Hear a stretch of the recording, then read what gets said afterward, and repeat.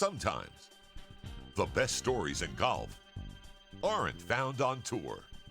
You'll find them at the back of the range. And here's your host, Ben Adelberg.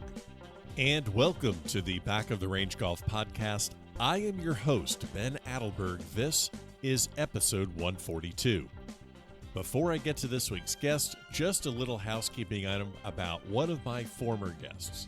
When I was in the planning stages of launching the Back of the Range back in the summer of 2017, I was putting together a list of guests that I wanted for the first 50 episodes.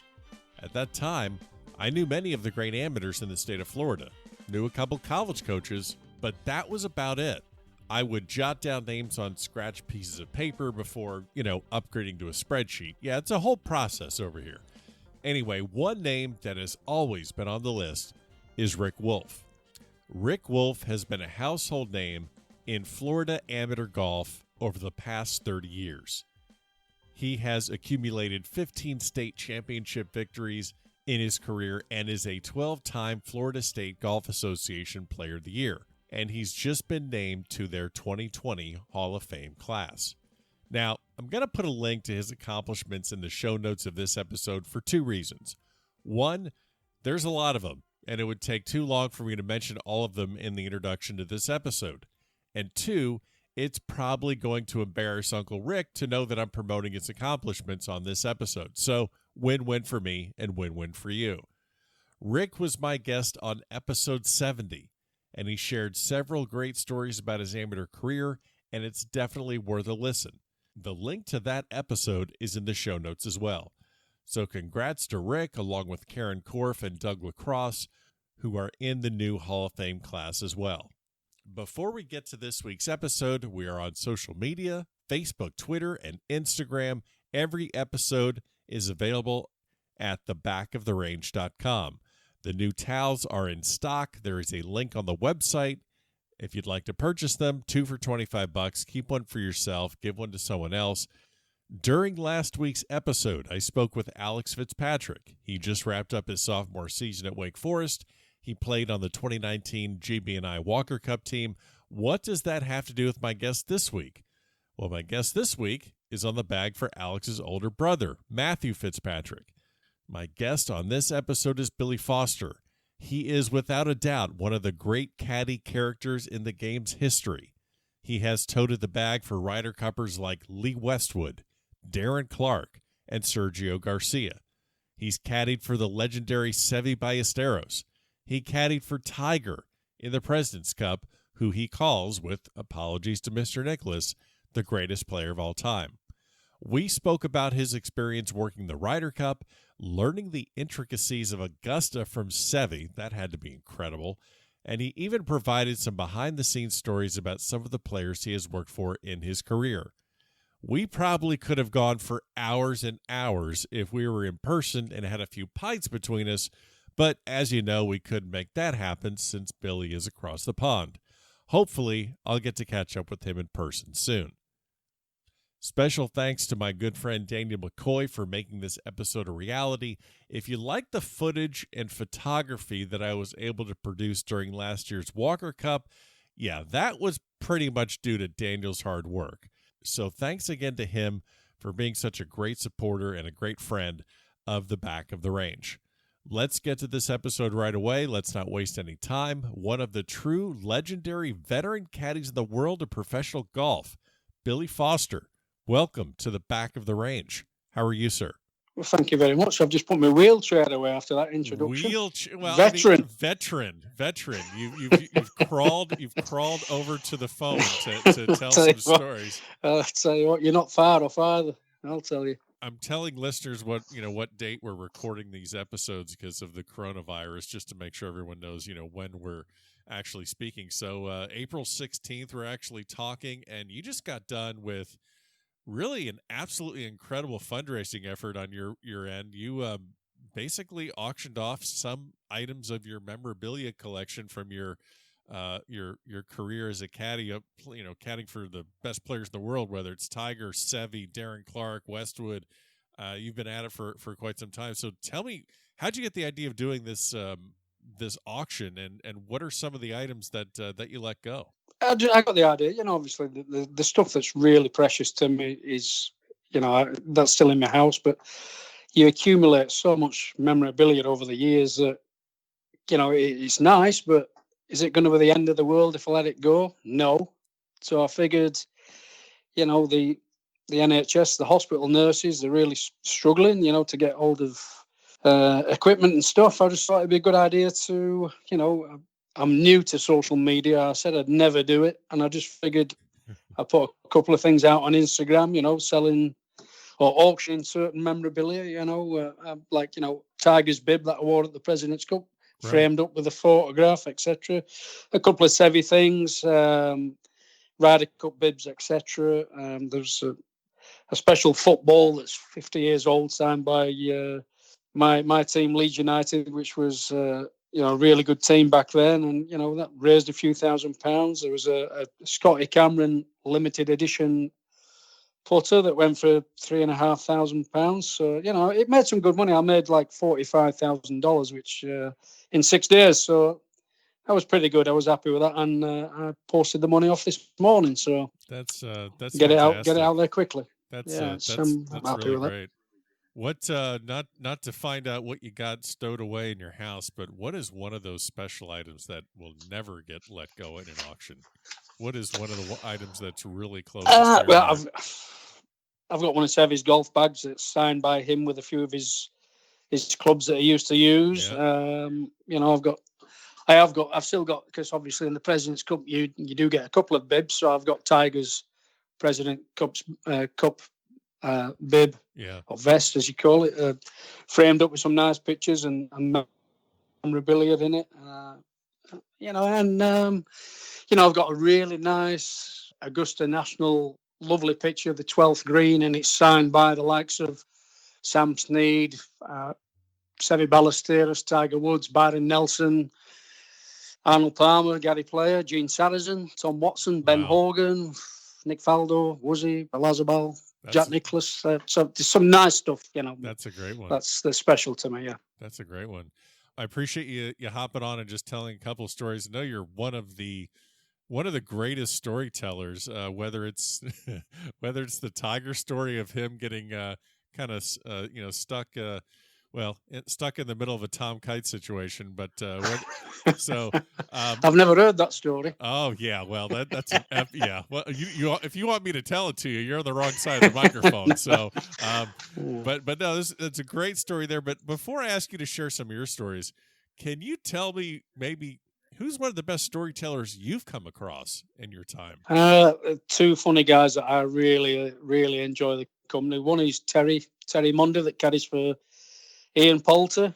He's a different character, but a really funny guy. He caddied for Jeff Ogilvy when he won the US Open 10 or 12 years ago, or whatever it is. So they're the two go-to really funny guys that I appreciate their stories. And so Terry caddies for Poulter. I'm sure there's no shortage of Poulter stories out there. Is he just easily one of the most misunderstood players? Yeah, I mean Poulter's.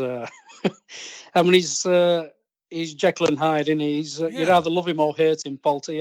But to me, he's a really good guy. He's a funny guy, and he puts it out there as a competitor, and he gets his game face on the golf course and rattles a few people's feathers, but off the golf course, he's a funny guy. He's a nice guy. I really like Poulter. Yeah. You started your career. I know most people will probably know that you started really, I guess, getting notoriety as a world-class caddy from your 5 years working with Seve, but that probably led to your career blossoming with players like Westwood and Clarke, but it sounds to me, or at least from what I can tell, that doesn't happen without you connecting with Gordon Brand Jr. So can you, well, that's true. Yeah. I think most people my listeners may not know much about him, but this guy was a serious player, played Walker Cup, Rookie of the Year in the European Tour, played 2 Ryder Cups. You're on the bag for 2 Ryder Cups starting in '87. What can, tell me a little bit about Gordon Brand Jr. Yeah, Gordon was, he's one of the best shot makers I've come across I've caddied for 38 years now, and Gordon was a very underestimated player. He was an unbelievable shot maker. I know Brandel Chambly wrote a piece in a magazine somewhere saying he'd come to Europe and he'd come across this guy he'd never heard of, and he stood back in awe of this man, and it was Gordon Brand Jr. And I was very fortunate to do my first 2 Ryder Cups with Gordon, and the first one at Muirfield Village in 1987, which was the first time that Europe had won in America. So it was good times with Gordon. Unfortunately, Gordon passed away last year at 60 years of old, which, and he was pretty fit and healthy. So it was a big shock at the time. So, but I had 5 great years with Gordon and learned a lot about the game with him, so some special times with him. When you got to the Ryder Cup in '87 at Muirfield, obviously this is a new experience for you, and it's also a new experience for several of the players, because I know that they were kind of on the young side. I think that's the big 5. That's kind of when they really started kind of coming onto the scene. Faldo, Woozy, and Lyle, and the rest. How much of a different environment was that for you as a caddy, and what did you notice out of the players where this isn't just a regular tour event, it's not even a major, this is something completely different, and we're trying to figure it out today. We're trying to figure it out together. Yeah, so obviously a few of the players have been there before. The Ryder Cup was a non-event. When it was the States versus Great Britain and Ireland, right. It was just it's whipping boys. It was no competition at all. So it was made Jack Nicklaus's idea to make it Europe against America, which made it a bit more even, I guess. And since 1979, I believe, it's really flourished. And, a few of the boys had had that experience before at the Belfry in '85. It was certainly my first experience, and probably half of the team going there to America. It's my first time in America. And when I got to Muirfield Village, I walked into the property and looked around. I thought, what are all these little greens? The greens were just small and immaculate. And then I realised it was a teeing ground. I'd never seen tees so pristine. It was like, back in England or where I was, it was like the tees were better than the greens. It was like, wow, how good's this place? Right. But obviously the atmosphere of a Ryder Cup it's incredible. You're playing your local, if you're playing a European tour event, it's compared to the Ryder Cup, it's like playing your local monthly medal, around on a Saturday afternoon with your boys at your local country club, in comparison to Ryder Cups. It was a massive shock of atmosphere and pressure for sure. Yeah, it was, I've been very fortunate to be at 14 Ryder Cups now, and it never gets old. It just gets better and better and better. And Paris was just incredible. It's probably the one grandstand behind the first tee held 8,000 people. So there was probably maybe 15 to 20,000 people around that first tee, and the noise levels were incredible. So yeah, it's a special tournament. When you were at Kiowa in '91, that famously the War on the Shore, and really that's, I guess, when it became very much of an intense situation, maybe elevated more than it probably should have been. But what was your takeaway on just kind of the atmosphere of the galleries in '91? Yeah, I'll be honest with you. I'd have to, I'd be lying if I didn't say I came away disappointed. But that's part and parcel. If you're the away team, you've got to man up and get on with it. It's crowds cheering against you. You've got to accept that. And if you're playing in front of the partisan crowd, you've got to expect that they want the home team to win. But he got a little bit overboard in a few comments, and it got a bit nasty. But listen, those days have gone. In my opinion, it's. Go back in them days with Seve. Seve was an ultimate warrior on the golf course, and he didn't mind getting into a scrape or a fight on a golf course. He was in the face, but he found it difficult when he first went over to the States and felt as though he wasn't accepted or appreciated, and he got his back up a bit, I guess. But those days have long gone. It was very much the 80s, and that was more them against us type of situation. That it was the European Tour against America, and it was like a boxing match. It was great. Don't get me wrong, but there was that little bit of needle in there and nastiness at times. But now it's a completely different fixture. All the best European players pretty much play in the States all year round. They're great friends with the American lads, and that bitterness seems to have disappeared over the last, I would say, 20 years or so, I would imagine, and now it's a case of they visit each other's team rooms afterwards and share a beer, and it's great fun. Obviously, once you're on the golf course, you're trying your best, and it's competition at its fiercest. But I think they learn to appreciate and respect each other more than they used to do 20, 30 years ago, I guess. Yeah. I wanted to ask you a question about Seve, and then also perhaps just any other player that you've caddied for, whether it's Bjorn or Garcia. But when you're working with a player and you realize and they realize that they're off their game, they're not on form, they don't have all the shots that they typically have when they're at their best, is that something that you're trying to figure out and see yourself, or is that something that you and the player are discussing on the range by saying, hey, I just don't have that cut shot right now, I don't have that in my arsenal, we need to, when we're out there, don't tell me it's a soft cut, because I can't see that right now. Are there different ways that you're communicating with players to I don't need to be told. It's listen, when you spend 22 weeks a year at home with your wife, when you spend 30 weeks a year on the road, 10 hours a day with your boss on a golf course, you know your boss better than you do your wife. Okay. You know exactly what's going on in his head. You know how he's playing. You know his game like the back of your hand.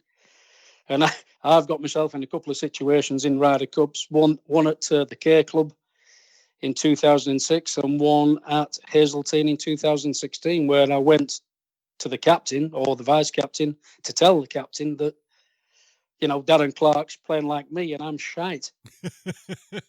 Obviously, I realised that Darren was really struggling with his game, so I went to Peter Baker, who was his assistant captain, and said, Peter, you need to get Darren out of here because he's playing terrible. Lee Westwood's playing like God.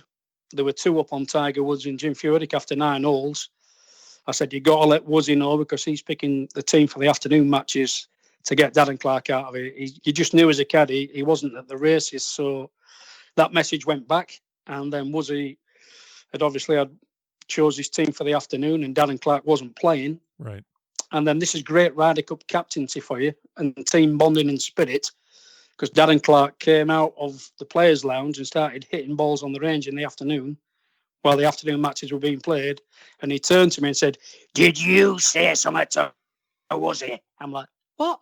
No. Well, I didn't. I said it to Peter Baker. He says, well, that's funny because Woodsy saying, Darren, I'm really sorry you're not playing this afternoon, but Billy says you're playing absolute shite. I mean, threw me under the bus like you can't believe. And Darren didn't speak to me for 24 hours. And I had to go into the locker room then Sunday morning of the singles and say, Darren, I'm sorry what happened yesterday, but what I did was the benefit of yourself and the benefit of the team. If you want to sack me, sack me.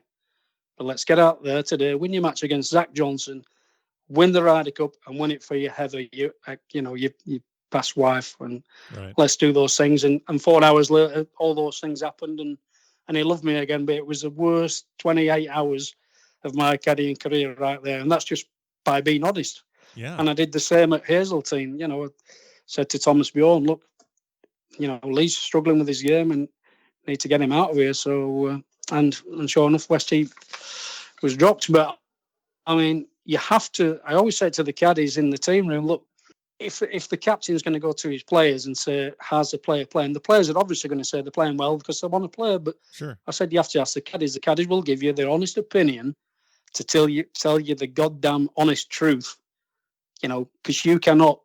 And I said to all the caddies, you have to, for the benefit of the team, you have to be honest with each and every one of us.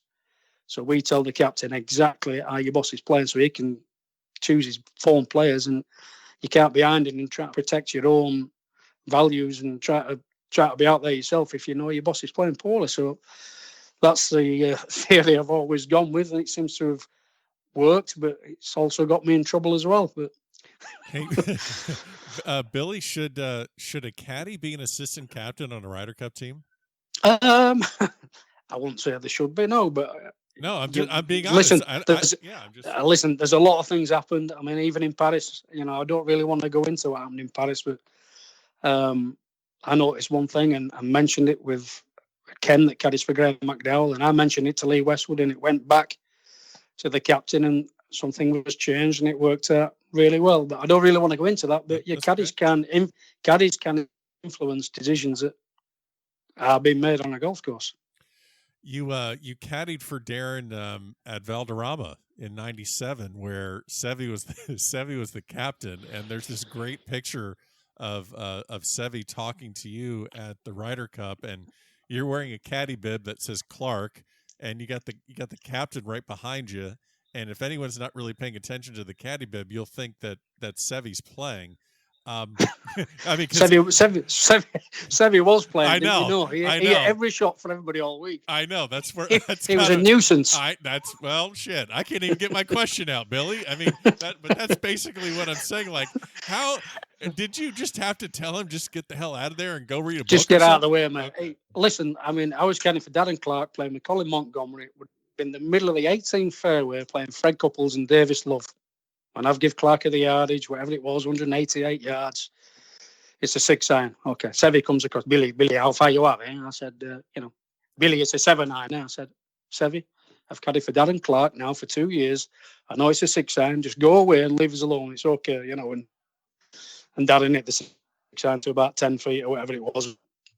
Won match, but Seve was getting in the way and upsetting certain players because he wanted to hit the shots for them, But that's just his nature of trying to be that involved. But a really funny story that I've never told this before, but it was Lee Westwood's debut in a Ryder Cup. Okay. So Seve's got all the experience, all the accolades of one of the best Ryder Cup players of all time. So he comes up to Lee Westwood, who's now walking to the first tee to hit his opening tee shot ever in a Ryder Cup, playing with Nick Faldo. And Seve comes up to him, Lee, I have something very important for you, eh? So Lee's now thinking he's going to get these words of wisdom from one of the best Ryder Cup players of all time, as he's walking to the first tee, some inspirational advice. And Seve opens his hand. Well, I don't know what they call it in America. It's a ball of cotton wool. And he's like, what's that? No, you rip the cotton wool and put it in your ears. So when you go to the first tee, you cannot hear the noise of the crowd. Nice. And Lee's like, what? Well, I'm actually now on the floor crying, laughing at the advice that Seve's given. And we're running around the putting green with about 2 feet of cotton wool hanging out of his ears, running around laughing. I mean, he didn't find it impressive, but but yeah, that was his advice to Westy going to the first tee. It was incredible. Oh, that's such a great story. This was 97 in Valderrama. Yeah. Incredible. Tell me about your first time at Augusta National. I know that your two favorites are the Open and the Ryder Cup, but it's such an iconic place. We just missed it, obviously, and hopefully it's going to be in November. You'll be on the bag with Matthew Fitzpatrick. But tell me about your first time setting foot in Augusta National. Yeah, well, obviously when you walk up Magnolia Drive, you go down the front of the clubhouse and you're looking over the plantation, all of the golf course. I always thought, it'll bring a tear to a glass eye. It was that, emotional to be at Augusta for the first time. And I'll never forget, it was now the Saturday before the week of the Masters. So it was very quiet, just a few members around. And Seve went to play a practice round on his own, nobody else. My first ever day at Augusta National. He played a practice round, 7 hours. 7 hours. I mean, 7 hours. He hit like 50 chips, 100 putts, every hole. Showed me every blade of grass he's ever hit a shot on the previous 10 Masters. So I've come off on the Saturday thinking, I know Augusta National like the back of my hand. So he plays Saturday, Sunday, Monday, Tuesday, Wednesday, 5 practice rounds. So anyway, the first round of the Masters starts, and the most amazing thing happened on the 9th hole of the Masters. Seve hit the fairway. So I walked down there. Billy, how far we have, eh? I said, you got 144 yards, mate. Okay, give me the pitching wedge. I'm like, no, Seve. I said, it's 144 yards, but it's 6 yards uphill and it's into the wind. It's playing 155. It's a 9-iron. Ah, yes, Billy, you're a very good caddy. You're the best caddy I ever have. Give me the 9-iron. So he believes me. Takes the 9-iron. But the pin's right on the front left of the green. And as you know, three-tiered marble staircase. It's a ball. It's all over the flagstick going up there. Silence. Not one clap. Billy, you see the ball, eh? and off he goes running up the hill to see where the ball is. I'm thinking, that ball's landed on the downslope of that bunker and it's shot up the back of the green and it's going to be on the back edge with an 80-foot put down a 3-tiered marble staircase with 20-foot of break on it. I'm like, oh my God, he's going to go mental. Right. He gets to the top of the hill. His eyes get level with the green. He can see the ball. It's off the back edge. Now he stops at the top of the hill. There's thousands of people 10 deep round this green. He holds his arms out, looking down at me in the bottom of the hill, and he's screaming at me, Billy, you son of my bitch, Billy, you son of my bitch. I'm like, oh no. I want my mum. I've got to walk up the hill, getting the abuse off all the gallery, Get to the green. He just wants to rip my head off. Anyway, he looks at this putt and he puts it sideways and it stops in the fringe of the grass. I better start running now. But just before I started running, I saw the dimples on the ball moving so slowly. I could read the name on the ball, T-I-T. I thought, I know that already, tit. Anyway, it catches on the green, runs down these 3 tiers and down 20-foot of break on it, and it finishes 4 inches from the hole. I'm like, oh, get out of jail free. Now he comes back. He's got the scowl, the horrible face has now disappeared. He's got the most handsome, smiley face on him, and he's pointing at me, and he's got his arm around me. Billy, it's not your fault, eh? No, Billy, I'm telling you, eh? It's not your fault. It's mine for listening to you. So, I got all right bollocking. 63 holes to go, and I'm like, my God, survival. Get me out of here. But yeah, it's such a tough golf course. Mentally wise, it absolutely drains you, and physically, it's every year it just gets hillier. I think, or is it just me that's getting older? But yeah, it's a tough walk. It's a tough walk down there, but it's a great week. Yeah. Do you find that maybe the younger players that are coming onto the tour are depending on caddies more than they used to? I know that you've said previously that you did everything for Darren Clarke. You just, club and yardage and style of play. I had to do everything, but hit the shot for Darren Clarke. But they're all different. All players are different. They're all psychopaths. It's just a scale of 1 to 10 how crazy they are. Okay. Some of them 1 or 2. Some of them are 10. What? Yeah, they're all a little bit nuts, and I'm just curious how, even also with how much they're depending on you. Do you feel that maybe today's players, are they as good as perhaps the players in the 80s and 70s because of the equipment? Because the ball goes further, it doesn't spin as much. So are the players perhaps as well suited to hitting all the shots that perhaps, I don't want to compare today's players to Seve, but you kind of understand what I'm saying. Do they have as many shots as they did back in the 80s and 90s? Yeah, listen, it's one of my biggest gripes that really upsets me that the art shot making's finished. It finished years ago.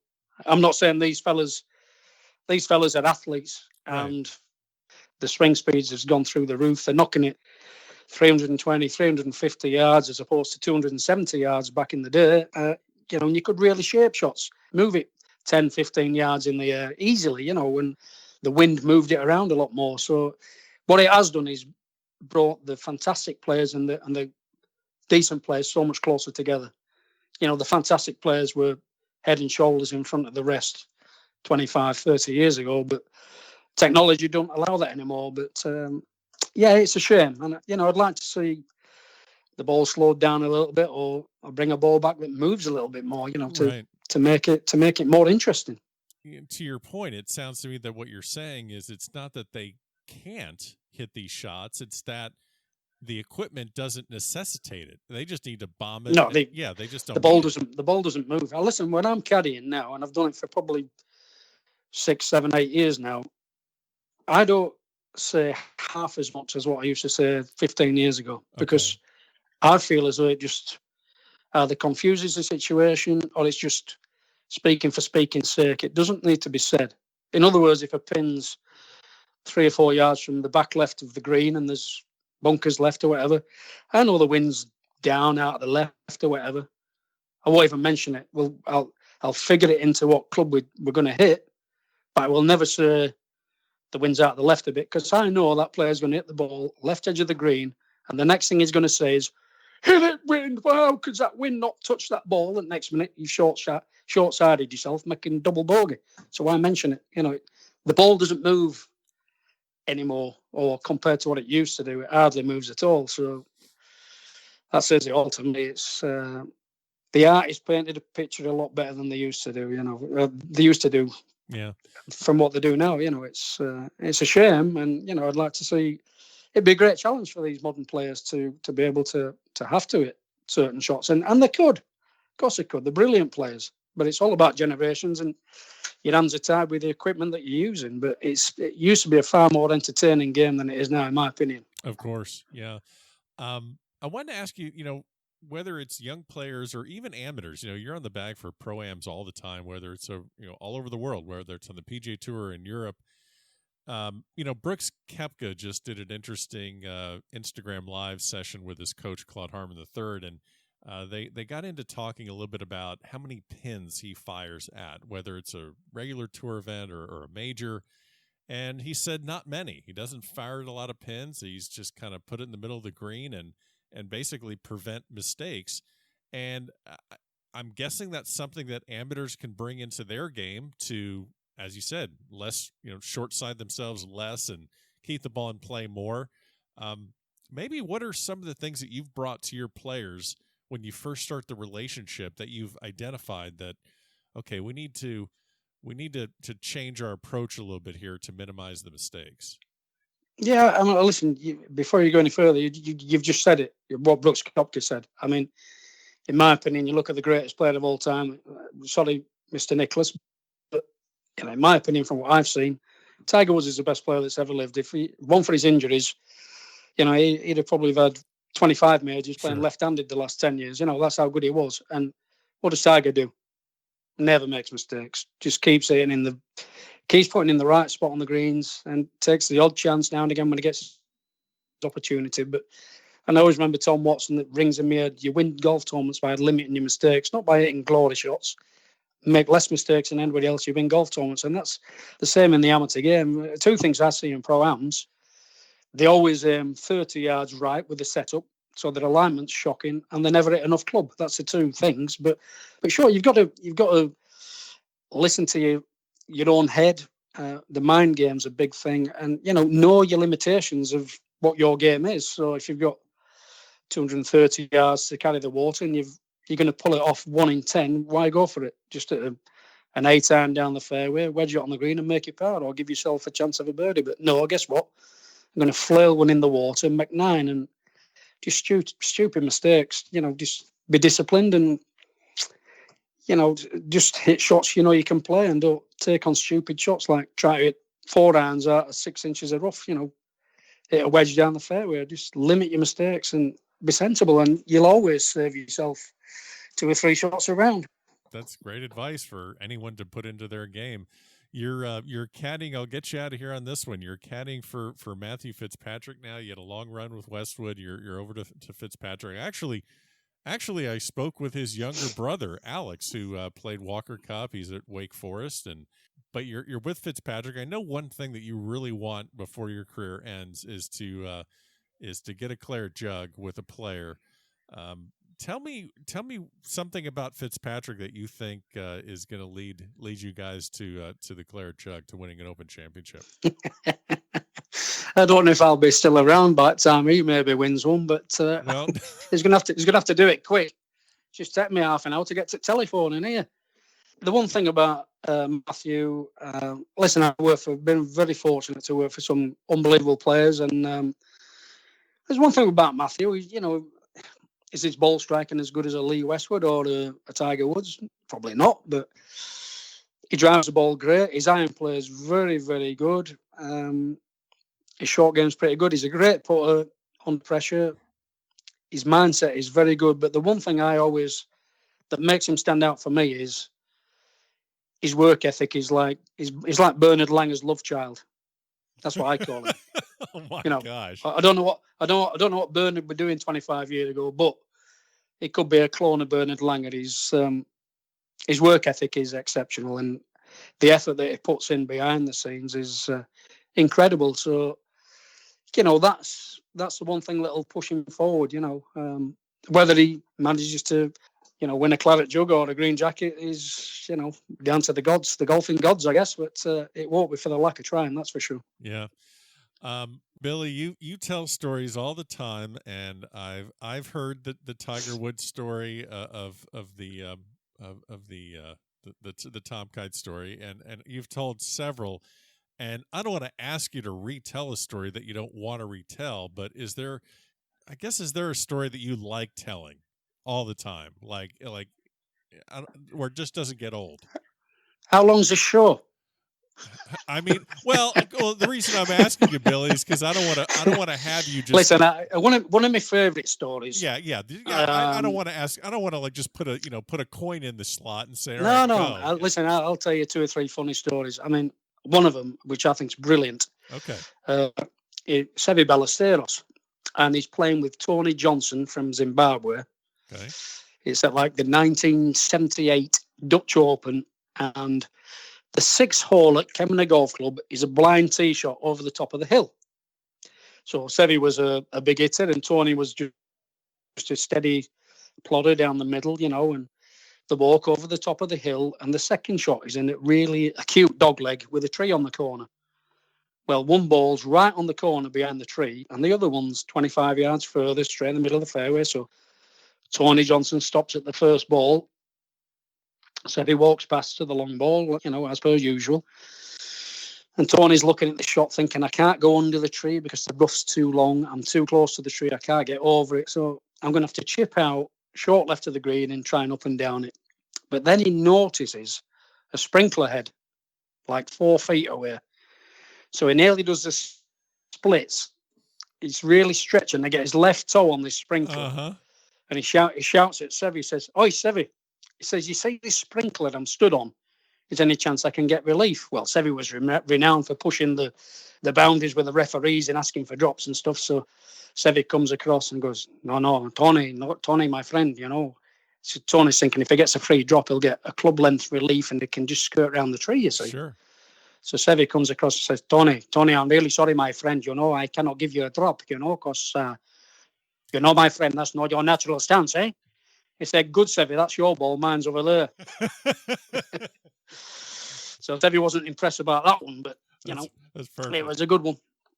But another one of my favourites is Squirrel. He was caddying for Jeff Ogilvie at Riviera.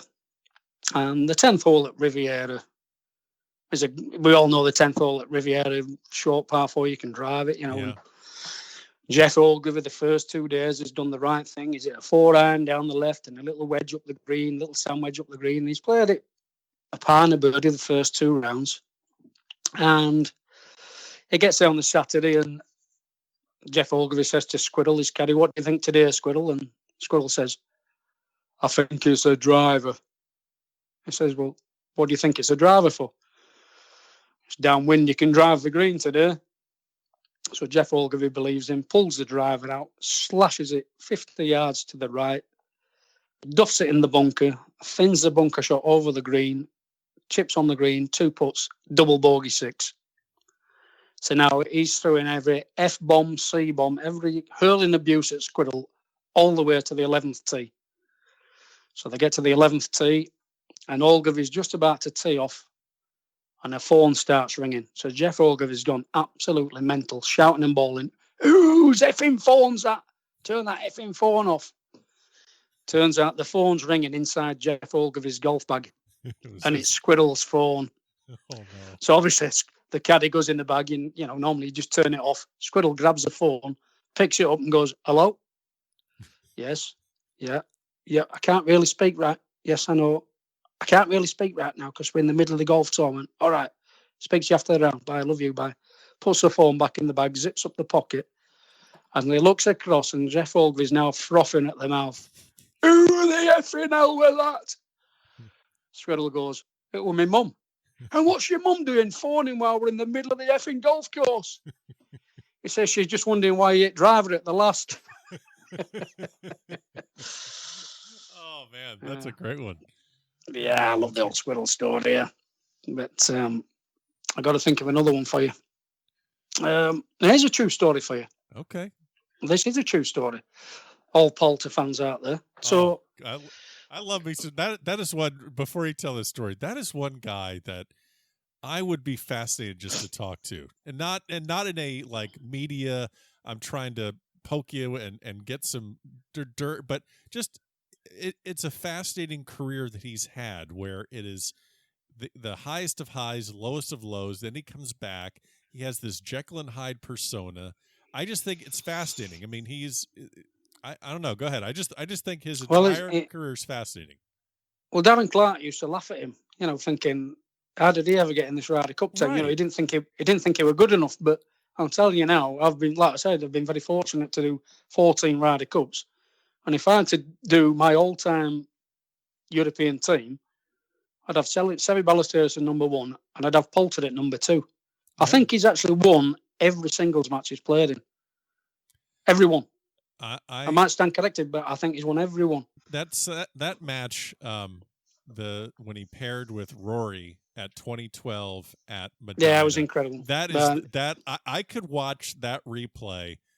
I could watch that every weekend. That is the most. To be right fair, they should have just forgot the European team and just presented Poulter with that Ryder Cup, because what he did on the Saturday night, if he hadn't done that on Saturday night, it'd have been an absolute battering. America had won that by 6 or 7 points, but it just planted that seed of doubt.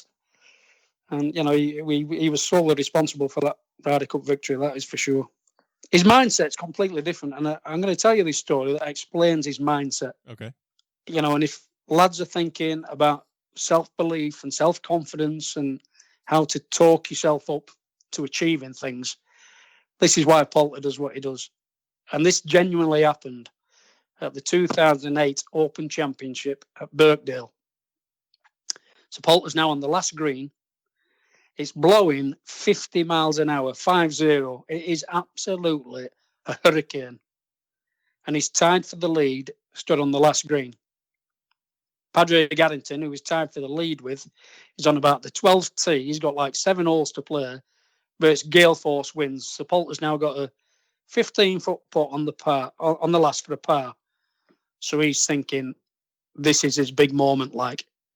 So he's looking at this putt, and the peacock's feathers come out, and he's strutting around like Lady Gaga around the 18th green, milking the situation, And then he's got Terry, his caddy, at the back of the green, who has not read one putt in 71 holes of the championship. So Poulter's just about to walk in to hit this putt, which he feels this is it. And he stops and he turns to Terry at the back of the green. True story, by the way. He says, "Oi, Tell, come here." And Terry's smoking a cigarette with the other caddies. "You what? He hadn't asked me to read one putt all week. I'm coming, Poults." Walks across. Now Poulter's just walking into this putt as Terry is now walking in on his blind side. Poulter holds his hands up. "Stop there, Tell." Terry's taking the cigarette out of his mouth. "What is it, Poults?" Bearing in mind, he thinks this is for the Open Championship. And he stopped him. He says, Tell, when you're like 12 or 13 years old, and you stood outside the front of the clubhouse at your golf club on the putting green with your little shorts on, and you're saying to yourself as a little boy, this is for the Open, this is for the Open. And you're hitting putts. Terry's gone, "Yeah, Poults, we've all done that." He says, "Yeah, but this is for the Open now, piss off." And he rolled it straight in. I mean, he's not well. He's not a well man, but that happened. How you can go through all that and then roll the putt in. And he thought he'd won the Open when he held it. But then Harrington eagled the 17th to Pippin. But that explains the self-belief that Poulter has. Wow. Yeah, I think he's going to be an incredible captain. He's going to be incredible. I mean, he'll probably be. Well, I don't know. I mean, when you know who's going to be coming down the line of who's going to be a captain on that team at some point over the next. Ben, yeah. Before we go any further, yeah, you're only as good as your players, mate. So forget the captain. The captain helps. The captain has to make decisions. But if your players don't play, great captains lose. Yeah. Average captains win. Simple as. There's some big decisions to be made out there, don't get me wrong. And you hope you get them right. But at the end of the day, if your players don't perform, you ain't winning. Oh, but no. He will be a good captain. I appreciate you coming in. I really do appreciate all you're doing for your charitable causes and raising a lot of money for people. I think it's fantastic. And looks like the PGA Tour is going to start around June. So hopefully we'll see you here in this. I know. I'm being optimistic, man. I'm being optimistic. You can't beat optimism, mate. Well, I don't know how anybody's going to get from overseas, but, since we're not allowed on aeroplanes and not allowed into America, so that rules us lot out. But good luck with it starting in June, but we'll see. Hopefully it will. We'll see. Well, I wish you the best. Thank you so much for stopping by the back of the range, and hopefully we can do it again soon. That's all right, Ben. Take care. Everybody stay safe out there. And there you have it. Special thanks to Billy Foster for joining me on this episode here at the back of the range. Don't forget, follow along on Facebook, Twitter, and Instagram. And if you're looking for access to every single episode, go to thebackoftherange.com. Stay safe, stay healthy, and we'll see you again next week for another episode here at the Back of the Range.